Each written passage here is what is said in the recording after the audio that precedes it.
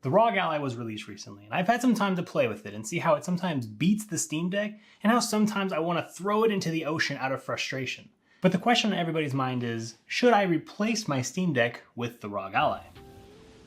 Hey there, my name's Jason. If you're new here, this channel is technology focused, mostly on gaming PCs, Steam Decks, and other handhelds. So obviously, I love the Steam Deck. For $400 brand new with a warranty, I don't think there's anything on the planet that can compete with it. And it's easy to compare the ROG Ally to the Steam Deck because it is the first actually viable successor to the Steam Deck. Well, by a company that has the funding and reach to compete, and is the first handheld gaming PC that is available at a retail store. Even the Steam Deck was only available online. Well, in the States at least. We've had some competition with Steam Deck predecessors like Aya Neo, One X Player, GPD, and a few others, but let's be honest. Those are small companies that won't be able to compete with the prices and reach that Valve and ASUS have put forward. So for the entirety of this review, I'm going to be making comparisons to Valve's Steam Deck because that is all we have to really compare it to. Also, we're only going to be looking at the $699 version of the Ally, but do know they are releasing a weaker version in the near future at a slightly cheaper price. Let's go over the hardware. The ASUS ROG Ally is powered by AMD's brand new Ryzen Z1 Extreme processor. The Z1 Extreme packs an 8-core Zen 4 CPU with 16 threads and 12 RDNA 3 GPU cores with 24 MB cache. And if all of that sounds like gibberish to you, just know that this chip, in theory, is stronger, faster, and cooler than the chip in the Steam Deck. The Ally comes standard with 16 gigs of LPDDR5 dual-channel memory and a 512 gig Gen 4 M.2 SSD. The standard for this SSD is 2230, which is the same size and format the Steam Deck uses, but the Valve handhelds only uses Gen 3, delivering slightly slower loading speeds. The Ally comes equipped with a 40 watt-hour battery, which ASUS claims will give 2 hours under full load at 15 watts. The screen is a 7-inch 1080p IPS touchscreen that has a brightness of 500 nits. The refresh rate of the display is 120 Hz and has a 7 millisecond response time. This is in large contrast to the Steam Deck that only has an 800p screen and 60 Hz refresh rate. But as we all know, raw hardware stats sometimes mean very little, and we'll talk more about that during performance testing later. The display is incredibly bright and beautiful. ASUS claims to have 100% sRGB color space, but other reviewers have found it to be closer to 95%, which is still so much better than the Steam Deck, which came in at about 67%. Which is why the Steam Deck always has like that muted and kind of muddy colors to the game sometimes. But all of that is gone on the ROG Ally. Simply put, games look better and more vivid on the new device. And even on top of that, the refresh rate is doubled on the ROG Ally and the resolution has been kicked up to 1080p. And look, I know you aren't going to be able to play all games at 1080p 120 Hz. It's just not happening. But having that choice depending on the game you are playing is fantastic. I went into this knowing I wasn't going to be able to play Elden Ring at 1080p 120, but there are a ton of games I play that will actually run at that, and they look gorgeous. But even for the games that I will end up playing at lower refresh rates, or lower resolutions, the ROG Ally supports variable refresh rate, so there will be little to no screen tearing when the device is whipping around its FPS based on performance. Some people want to lock 60, but for me, if I can play with the FPS hovering between 60 and 80, I'd prefer that experience. Why stay on the ground when you can reach for the stars? Is this a motivational channel now? I find myself using the touchscreen on the device 100 times more than I ever did on the Steam Deck. I think that's possibly because using the joystick as a mouse cursor can be tedious, and just putting my thumb on the screen to scroll up and down is much faster and easier. The trackpads on the Steam Deck are missing on this new device, which is a huge letdown for a lot of people. But I've been getting used to using a combination of the joystick and the touchscreen to get through what I need to do. You can also remap anything you want in the menus to make things go faster. So for things you're going to do more often, like switching the game controls or bringing up the virtual keyboard, you can map some shortcuts to make it more simple for you. The ROG Ally feels great in your hands. It feels way less bulky than the Steam Deck and feels more like holding a traditional controller. I'd say this is one spot where the ROG Ally really shines in the user experience. We can talk numbers all day, but just holding and playing on this device is amazing. The outside plastic is more of that matte plastic you feel on Xbox controllers, as opposed to like the slick plastic on the Steam Deck, so it feels more natural on the skin? I know, this is all scientific stuff. The Ally weighs 60 grams less than the Steam Deck, which doesn't sound like much, but the more ergonomic shape and lowered weight does make the device a considerable quality of life experience in the handheld mode. The ROG Ally comes equipped with 2 fans and extra heatsink to better dissipate that heat, so you almost never feel any heat in your hands while using it, and you almost never hear the fan noise. Even while on the turbo setting, the loudest ROG Ally fan noise was much quieter than the loudest Steam Deck noise. Generally speaking, 2 fans will usually be quieter than 1. But it's possible that ASUS is just better at cooling small devices. considering they've been innovating in gaming laptop cooling for a while now. There were times when I was using a Steam Deck in a room where someone is sleeping, and the fan noise on full blast is just very apparent. But the ROG Ally in the same situation just felt like a slight hum rather than an airplane taking off. On the device itself, we have our standard start and select buttons, but just below them are the buttons that open Armory Crate and the Command Center. Command Center is the quick settings menu where you can do things like change the graphical settings, switch controls, display the FPS monitor, which is pretty cool, and I'm glad it's relatively easy to get to, because there are many times when I need to open the keyboard or switch the controls, and can do so in just a few presses. The other button opens Armory Crate, which is the proprietary front-end software that comes with the ROG Ally. The device comes with this pre-installed and opens in full screen when you start the device. You can reach all of your launchers and games through this front end, but it isn't the greatest experience in the world. Oftentimes I'll install or uninstall a game in desktop mode and it doesn't end up in Armory Crate, so you have to manually add it or remove it yourself. Or if you do install it via Armory Crate, just deleting it here doesn't uninstall the game, it only removes this shortcut, so you have to go into the launcher to manually uninstall it anyway. When you launch Steam from Armory Crate, it opens in a very similar UI to SteamOS, which is the one part about this that works insanely well. Uninstalling games via Steam in the gaming controls is really simple and works great. It's only using the other launchers that are kinda wonky sometimes. Like the Steam Deck, the Ally has a single slot for expandable storage in the way of microSD cards, and then all the typical ports you'd expect: USB-C power delivery, volume buttons, headphone jack, and you get the picture. The one unique feature is this port here, next to the USB-C. This is ASUS's proprietary XG mobile port that allows you to hook up one of their portable external GPUs using the PCIe connection. These are pretty full-fat GPUs with beefy power adapters that turns your Ally, or any other thin and light ASUS device like their Flow series tablets, into true desktop replacements. I don't have one of the GPUs here because they cost a literal arm and a leg, and I only have 2 legs left after I gave my third one just to get the Ally. But I've seen from other testers that the GPUs perform extremely well and could be a great desktop replacement if you want to travel light. By the way, if you'd like to support independent creators like me to provide honest videos more often, please consider subscribing to the channel and becoming a member. I'm doing members-only live streams, Q&As, and exclusive behind-the-scenes clips, and would love for you to join me on this journey. Thank you. The out-of-the-box experience on Ally is a little rough, which is something I expected, but something I think needs to be addressed. I recorded my initial impressions video last week and showed my honest live experience with opening it and just getting it set up, and it was kind of a mess. I'll post a link to that if you want to watch it, but I'll summarize what happened here. The ROG Ally is the first handheld gaming PC of its kind that can be purchased in an actual retail shop in the States. Being able to walk into a Best Buy and buy one of these is kind of revolutionary. So revolutionary, in fact, that 3 of the Best Buy employees I spoke to had no idea what it was. They were all scrambling on their walkie-talkies trying to figure out, do we have ROG Ally? Do we have ROG Ally? And they were only able to find it when they looked it up on their own website. It was a new product for them the day that it released, so I don't blame the employees, but it just goes to show that these types of products are still incredibly niche to the average person, which is one of the real reasons why I want to talk about my experience out of the box. After booting up the device and installing a few games, it was incredibly confusing to figure out how to control the device, and I kept getting weird errors and bugs that made it impossible to play the first 2 games I tried to boot up. Eventually, after restarting a few times, I was able to make it work. I later realized the issue was twofold.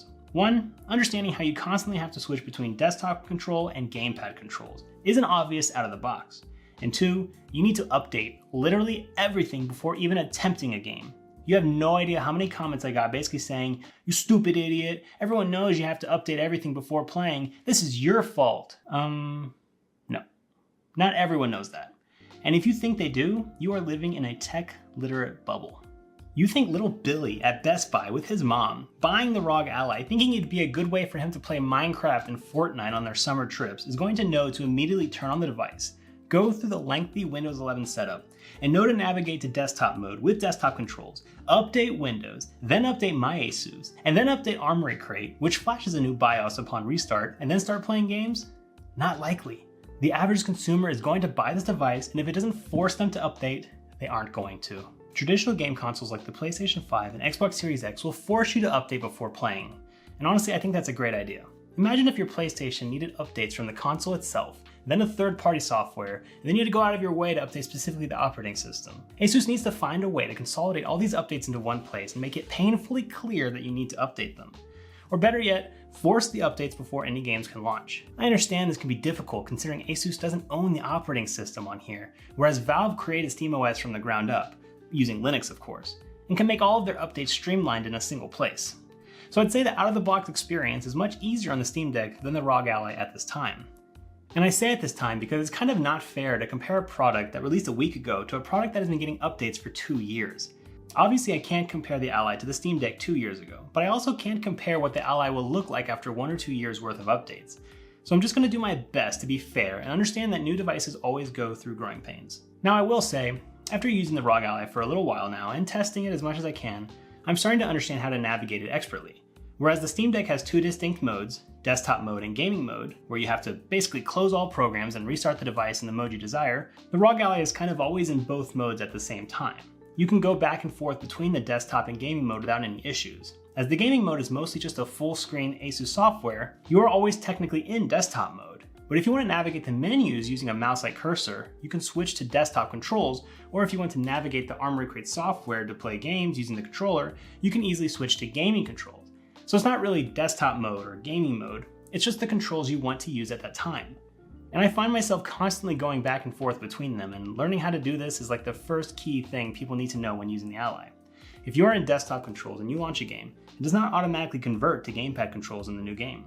You need to manually go back and change it to gaming controls. There is an auto function that is supposed to change the controls back and forth when needed, but I've had a lot of experiences where it simply doesn't change the controls to the one I need at that time. So I've been avoiding it. It's possible that this function could work for you if you don't do much in the desktop controls and just stick to Armoury Crate, but I had much more success going back and forth and understanding when to change the controls. Installing games on the Ally is just as easy as installing games on your Windows gaming computer. You can simply install any and all games you want without any issues whatsoever. No Proton compatibility layers, no workarounds, no anti-cheat issues, everything just works. Mostly. I'd say this is the one major feature of having Windows on your device as opposed to something like SteamOS. But that doesn't mean it's perfect.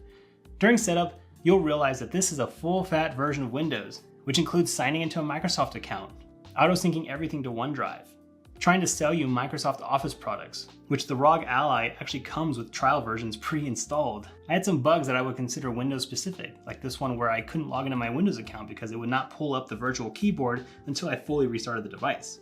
Which just shows you that Windows will always have its ups and downs, even on handheld devices. One of the best things about having Windows is that there is no more limitations as to what you can install on this thing. No more trying to find Linux alternatives to software that you've gotten used to. If I want to install the entire Adobe suite, I can just do it, and it will work just fine. Much like the Steam Deck, the ROG Ally can be docked to a monitor with a mouse and keyboard and just feels like you're using a desktop computer. In fact, I actually researched, wrote, and edited this entire video on the ROG Ally. Editing was done using Adobe Premiere Pro, and the experience was pretty seamless. I didn't have to create proxies or change anything about my workflow at all. The footage was shot in 4K and the ROG Ally handled it without issue. I can't imagine editing this on the 7-inch screen using the thumbsticks and the touchscreen, but I think if you are used to editing on a phone, you could easily do it if you really had to. I had the Ally docked using one of my Steam Deck docks and was able to have 2 monitors going with multiple browsers and programs open at the same time, and the ROG Ally didn't skip a beat. Very impressive performance for such a small device. If you are thinking of buying the ROG Ally and expect your old Steam Deck dock to work, don't worry. I tried every single one of my Steam Deck docks and all of them were able to work to dock the ROG Ally and play on a single screen. But here's the thing. Not all of those docks are rated to get to that 30-watt power draw via power delivery, and some of them can't handle doing multiple displays at higher resolutions or frame rates, as they were designed to handle the Steam Deck. So if you have one lying around, then yes, the ROG Ally will play on it. But know that if you are trying to push your ROG Ally to the max and want to hit 30 watts or multiple high-resolution monitors, you might be limited for now. ASUS is apparently aware of this issue, as some docks that should have 100-watt pass-through are simply not getting to 30 watts. So hopefully ASUS is able to push out an update so people don't have to buy new docks. Speaking of that high-watt charger, the ROG Ally 65-watt charger not only helps it perform better when plugged in, it also helps it charge insanely faster. I was able to charge from pretty much dead to 100% in about 90 minutes on the ROG Ally. When using the included 45-watt charger on the Steam Deck, it took about 3.5 hours.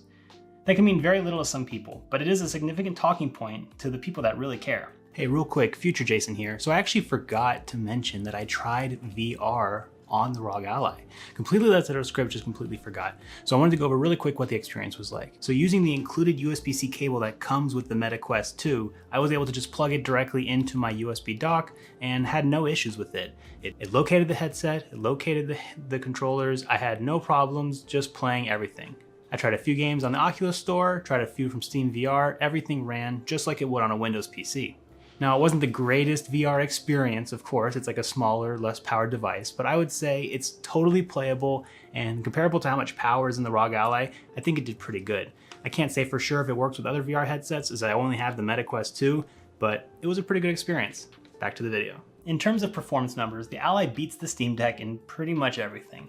I'm able to play most modern AAA games at 1080p 50 to 60 FPS, or if I drop the resolution down to 720p, can sometimes get up to 80 or 90 FPS on some older AAA games. Obviously, the lower fidelity indie titles are able to get to 1080p 120 FPS without skipping a beat. There were no issues with compatibility, and every game simply played as it would on a gaming laptop running Windows. This increased power comes at a cost though, as your battery performance will be limited when running everything at turbo.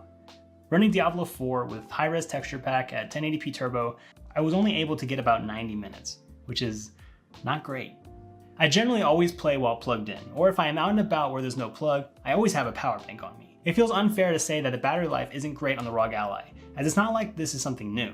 Any gaming laptop, the Steam Deck, and now the ROG Ally, at full blast will never have good battery. It is the unfortunate truth that none of us want to talk about, but battery technology just isn't at that point. Just know that you're not gonna take this thing on a 5-hour airplane ride and play Cyberpunk the entire time at full blast. It's just not possible right now.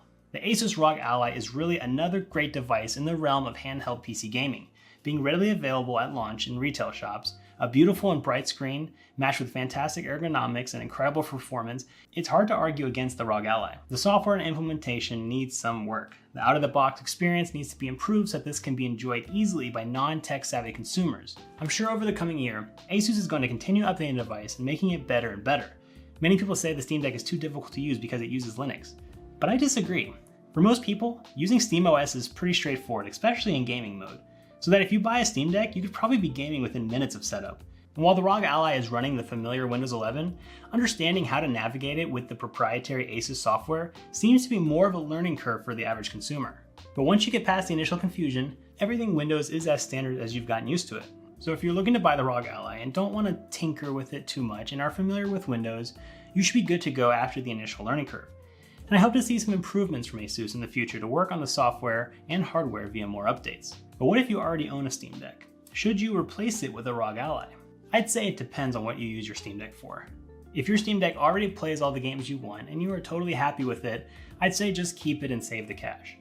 If, on the other hand, you are looking for a Windows experience, or you want to use it as your main computer and not just a tertiary device, then I think the ROG Ally could be a great purchase for you. I'm going to be making a bunch more videos featuring the ROG Ally, going over which accessories are the best and some hacks and tips to get the most out of the device, so please get subscribed for more ROG Ally content.